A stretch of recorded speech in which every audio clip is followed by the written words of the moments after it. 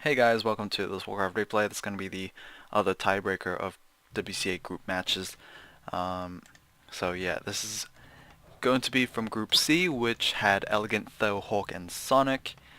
This will be the tiebreaker for who gets the second seed, as the first seed has already been given over to Tho, who went 4-2 in his series, or in his matches, and Hawk, the light blue human player on the bottom right, and Sonic, the yellow Night Elf player on the top left, are tied with 3-3. So, yeah, there's that. Elegant, who unfortunately got 2-4, won't be even having a chance to get into the round of 8. So, yeah.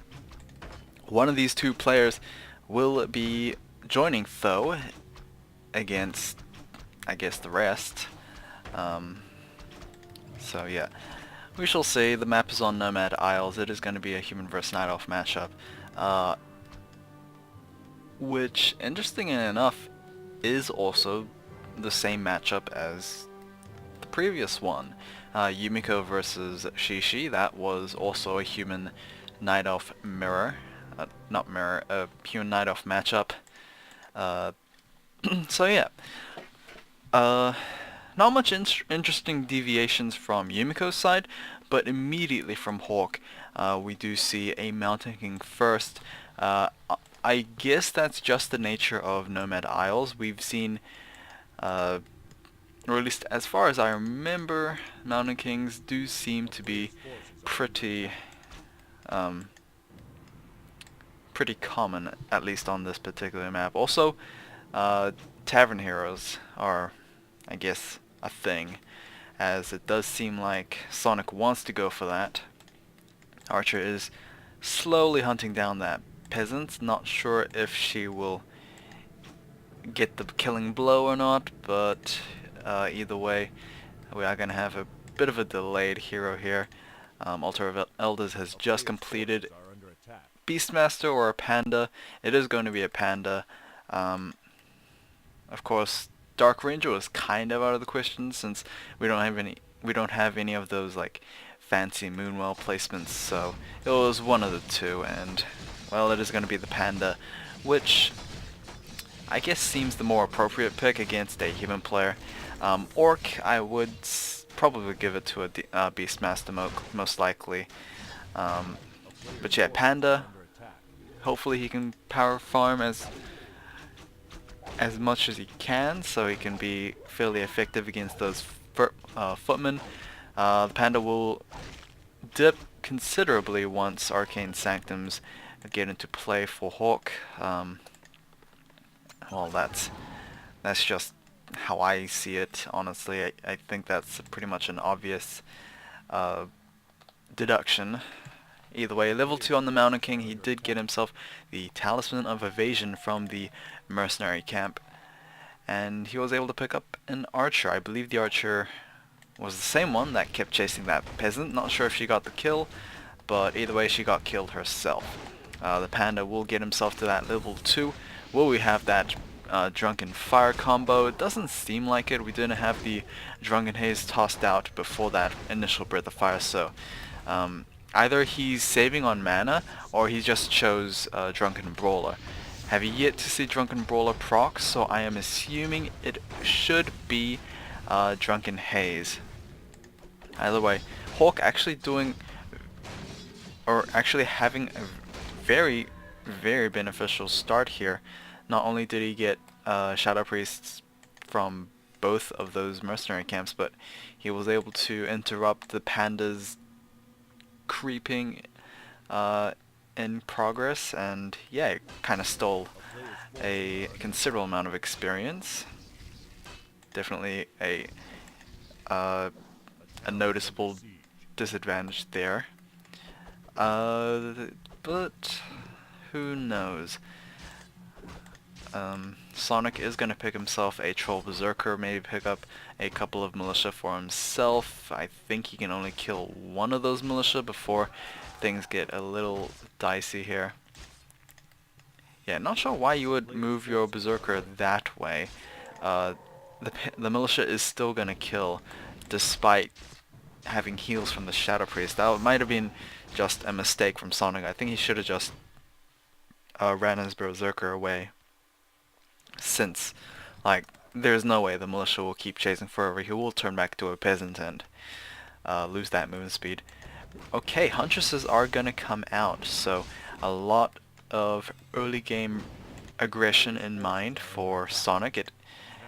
It is unfortunate that he did choose to go for a Huntress route in this one, because he did lose that first Ancient of War, which, you know, led to him being forced to rebuild rather than spend that cash on teching up. I think, I don't know, I think Huntresses are a bit of a mistake in this one, considering that the first Ancient of War did get destroyed. I think it's just that I think Sonic should have just reacted to that loss. But I guess Sonic will know better as he continues to pump out those Huntresses. I don't know, it's just Huntresses are really, they haven't been all that great recently, or at least to my knowledge and my memory. Huntresses have been receiving a very, very harsh time, especially in the openings as well, since, I mean, I think even Yumiko versus Shishi, Shishi lost his Ancient of War, like, very, very frequently. So, yeah, that is a bit of a problem. I think All Chief Rich also suffered that facing off against his other opponents as well. Anyway, let's see what these Huntresses will try to do. They are looking for these peasants here, but like, so much damage received just for one peasant. We are going to have a TP staff back at the expand, maybe pick up a Huntress himself, which he will be able to do. Level 4 has been gained. Alright, that was pretty unlucky there for Sonic, losing that Huntress, like, just enough health to get killed off by that Stormbolt. Sonic did take care of the scout farm that was placed down very, very early on, which will keep Hawk's supply blocked for a little while, but he is, of course, ahead compared to Sonic, who has yet to start Tier 2, which could be a very, very problematic thing. I mean, despite Hawk not going for Tier 2 either just yet, that's mainly because he has an expand, and he's reaping the benefits right now. These Huntresses might eventually become obsolete, especially since, like, Huntresses they can be countered very easily by riflemen or maybe even mortar teams. To top it all off, like, the natural transitions into Dryads just doesn't seem better against those rifleman mortar teams either, so I think it's a really, really awkward position for a Night Elf player. Either way, able to pick up a couple of kills here and there. We do have plus 9 and plus 6 close of attack for the Panda. There we go with a nice Breath of Fire right there. That is a level 2 Breath of Fire, so it did deal a noticeable amount of damage. Of course, level 1 does do damage as well, but it just honestly doesn't seem worth using for that, like, for that insane amount of mana cost. Oh, lucky glaive bounce. It was enough damage to pick up a kill on one of those footmen. We do have a lot of trolls out for Hawk. 3 healers and 2 berserkers. Yeah, that is quite a handful. Hunters probably should pick up that footman. Does seem rather wasteful if was not able to, but thankfully that was not going to be the case. Boots of speed picked up by the Panda. What has the Mannequin got? He's got a surround around him. That's pretty bad right there. We did have Breath of Fire to try and burst down him, the Mountain King, but he will be able to escape in time and with like 100 health to spare. There we go, now the Breath of Fire picking up these trolls. We do have 2 trolls picked up. We have a Berserker and a Shadow Priest lost.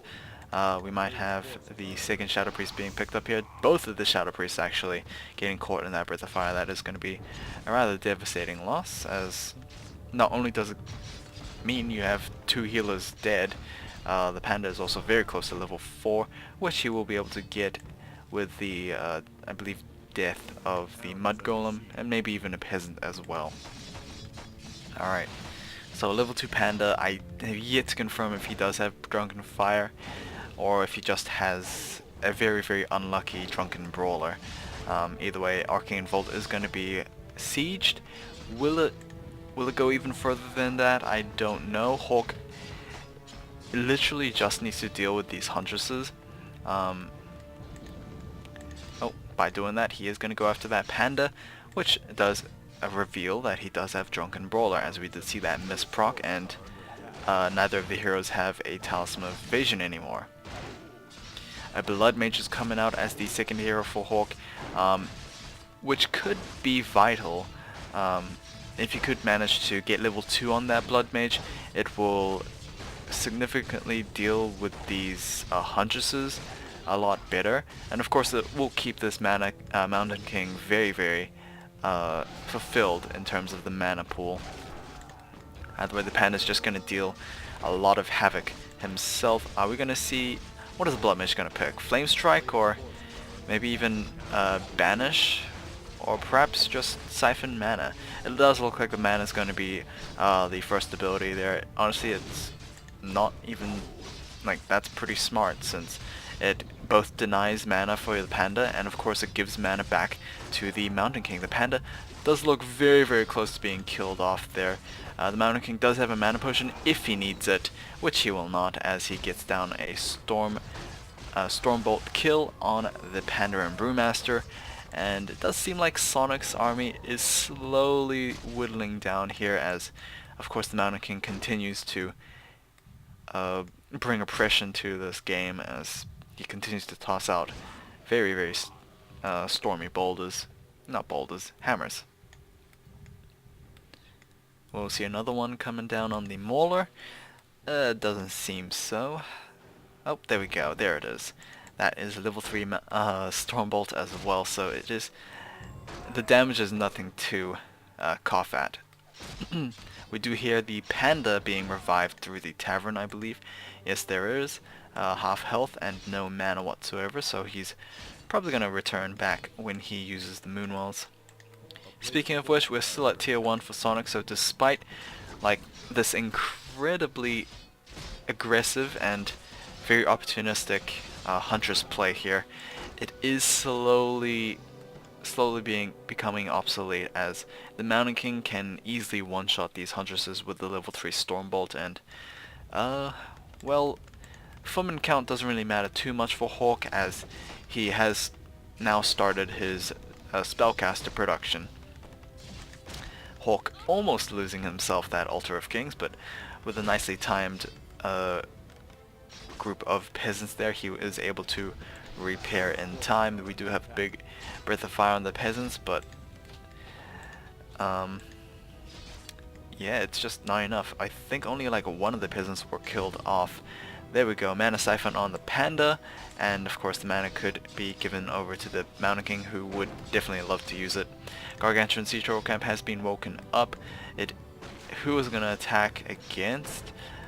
Well, a couple of them are attacking against the Panda. We do have a Goblin Zealot being hired up as well, so added micro opportunities are there. Panda may be looking for another Breath of Fire on the goal line, able to pick off 4 with that one. There we go with the Stormbolt though, and of course the lockdown from the Stormbolt will allow a fairly good energy siphon or mana drain. Oof, yeah, it's either mana siphon or energy siphon or mana drain. Like, what is the Dark Ranges one? Siphon Soul? No, wait, is it? Like, it's like Life Leech? I don't even remember.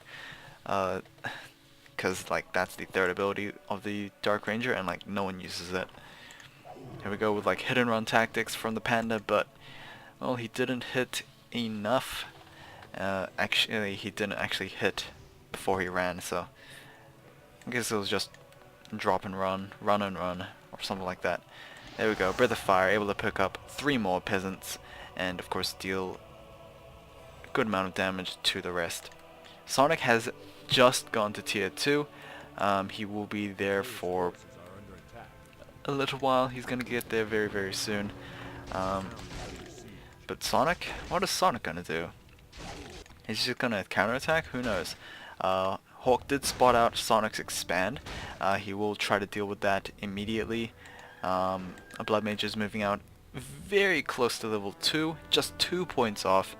I believe he'll probably get Flame Strike. I mean, like, considering that you're going to attack your opponent's base, definitely Flame Strike should be like the ideal ability to take. Will we see it? Who knows? It does seem like the Blood Mage is focusing a lot more on his like mana battery role rather than like a very good siege hero. Tree of Life will eventually get destroyed, not even before a single unit of gold has been mined out. Meanwhile, back at Hawk's main, he is going to lose his keep, maybe. Hawk is continuing to repair that with those peasants, but it might be inevitable, or it might just be enough pressure on Sonik to force the TP back. Unfortunately, he doesn't actually have a TP available, so this could be a bit of a problem, despite having such a huge time lead during his siege. He might just lose this siege. Like, he spent more time sieging than his opponent, but yet his opponent is, you know, much closer to actually finishing the game than you are. So yeah, it's a very confusing part of this game. We're gonna have another Huntress falling, and level 6 has been gained. Avatar form is available if needed, otherwise it is going to be level 3 Bash. The Panda, he is level 6, but what on earth can Storm, Earth, and Fire do at this point? I don't know. Like, even if I don't know, he needs to focus both his base and his expand, and the problem is Sonic only has like one base left as well. His expand didn't take as nearly as enough time that I guess Hawk's one would, mainly because there's no defense, and of course it was just built. Mana drain once again for the Blood Mage. Siphon mana, that's what it's called. Yeah, the Panda's not actually gonna go for a Storm, Earth, Fire. He just can't afford the mana to do so. Ancient Wonders is not available, and he gets surrounded and eventually killed. So GG from Sonic. That is going to be a fairly reasonable length game. The Archmage Mountain King combo, you may honestly, it's like classic hero comp if you go Mountain King first. Like, Mountain King, like, very good as he gets first hero level standards, and Blood Mage, well, he's just a very good support unit when it comes to supporting the Mountain King. So there is that. Hopefully you guys have enjoyed this one. I will see you guys again in the recap video, which I don't know when I'll sit down and do, and then we will start with the round of 8. Hopefully you guys enjoyed this. I'll see you guys next time. Take care.